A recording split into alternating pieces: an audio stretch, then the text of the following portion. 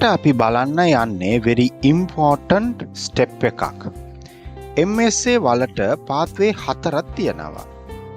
Engineers Australia මගින් MSA process එකට මූලික මාර්ග 4ක් තියෙනවා. ඒ ටික අපි අනිවාර්යෙන් පැහැදිලි කරන්න ඕනේ. අනිවාර්යෙන් ඔයාලා පැහැදිලි වෙන්න ඕනේ. පළවෙනි එක Australian accredited qualification. ඔබ ඔස්ට්‍රේලියා තුල EA approved ඒ කියන්නේ Engineers Australia approved engineering degree එක කරලා තියෙනවා නම් CDR එකක් submit කරන්න ඕනේ නැහැ. අපිට directly apply කරන්න පුළුවන්. දෙවෙනි pathway එක Washington Accord qualification.